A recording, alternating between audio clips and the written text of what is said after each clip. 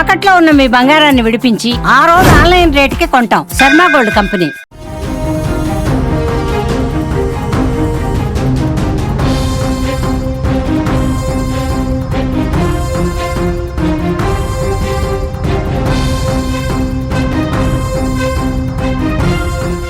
Big breaking news చూస్తున్నాం. తిరుపతి జిల్లాలో పరువు హత్య దుమారం రేపుతున్న సమయంలోనే ఏపీలో మరో పరువు హత్య అంటూ వార్తలు కలకలం రేపుతున్నాయి.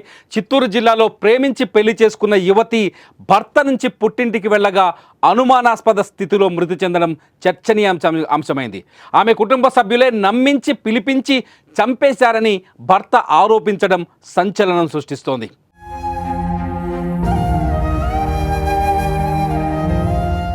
మసీదు మిట్టకు చెందిన యాస్మిన్ భాను పూతలపట్టు మండలంకు చెందిన సాయి తేజ్ 4 ఏళ్లుగా ప్రేమించుకొని ఫిబ్రవరి 9న నెల్లూరులో పెళ్లి చేసుకున్నారు. ఆ తర్వాత తమకు రక్షణ కావాలంటూ ఫిబ్రవరి 13న తిరుపతి ముత్యాలరెడ్డిపల్లి పోలీస్ స్టేషన్ ఆశ్రయించారు. దీంతో యాస్మిన్ భాను తల్లిదండ్రులను పిలిపించి కౌన్సిలింగ్ ఇచ్చి పంపించారు. తర్వాత ఆమె పుట్టింటికి వెళ్లిపోయినా ఫోన్లో కుటుంబ సభ్యులతో మాట్లాడుతూనే వస్తోంది. ఈ క్రమంలోనే తన తండ్రికి ఆరోగ్యం సరిగ్గా లేదని ఇంటికి పంపించాలని సాయి తేజ్ను కోరారు. దీంతో ఆదివారం ఉదయం 11 గంటలకు యాస్మిన్ భానును కారులో చిత్తూరుకు తీసుకొచ్చాడు భర్త సాయి తేజ్. అక్కడి నుంచి ఆమె సోదరుడు యాస్మిన్ భానును కారులో తీసుకెళ్లాడు. ఈ క్రమంలోనే తన ఇంట్లో యాస్మిన్ భాను చనిపోవడంతో మిస్టరీగా మారింది మొత్తం ఉదంతం. తన భార్యను కుటుంబ సభ్యులే చంపేశారని సాయి తేజ్ ఆరోపిస్తున్నాడు. అదే అనుమానంతో పోలీసులకు కూడా ఫిర్యాదు చేశాడు. దీంతో పోలీసులు కేసు నమోదు చేసి దర్యాప్తు మొదలుపెట్టారు.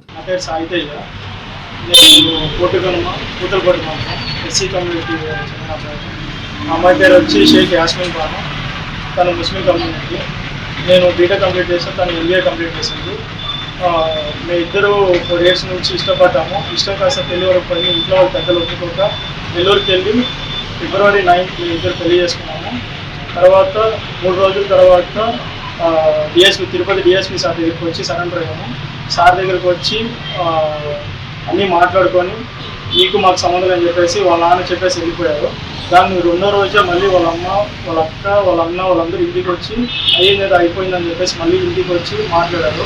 రోజు ఫోన్లో మాట్లాడుతూ మాట్లాడి మీ నాన్నకి ఆరోగ్యం బాగాలేదు వచ్చి చూసుకోవద్దురా అని చెప్పేసి రోజు మాట్లాడారు. 2 రోజుల క్రితం వాళ్ళ అన్న వచ్చాడు. ఒక 2 గంటల సేపు కూర్చొని తీసుకోపోతాను చెప్పేసి ఫోర్స్ చేసి మాట్లాడితే నేను పంపించాను చెప్పేసి చెప్పాను. ఒకవేళ అలా ఉంటే నేను వచ్చి తీసుకువచ్చి నేను చూపించుకొని వస్తాను చెప్పేసి ఊరికి వచ్చాను. మార్నింగ్ ఒక 11:30కి వచ్చాను.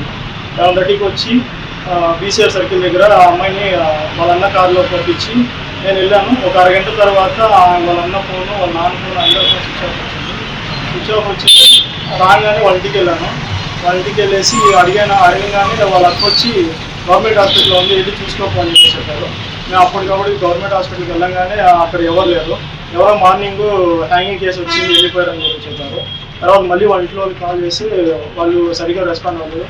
మళ్ళీ ఏదో చులకనగా మాట్లాడారు. వెళ్ళి మార్చిలో పడింది, వెళ్ళి తీసుకొని చేసుకున్నారు. మళ్ళీ ఆ తర్వాత మార్చి దగ్గరికి వెళ్ళేసరికి ఆ అమ్మాయి ఫోటో చూపించేసరికి ఆ అమ్మాయి మార్నింగ్ చనిపోయింది, మార్చిలో ఉండాలని చెప్పి చెప్పారు. దాని తర్వాత ఇంకో మాది డిఎస్పీ సార్ దగ్గర మాట్లాడాం కాబట్టి డిఎస్పీ సార్ దగ్గరికి వెళ్ళగానే చిత్తూరు సిఐ గారు, ఎస్ఐ గారు వీళ్ళంతా ఫోన్ చేసి మాట్లాడారు. నాకు వచ్చి మాట్లాడండి ఏమైందని చెప్పమని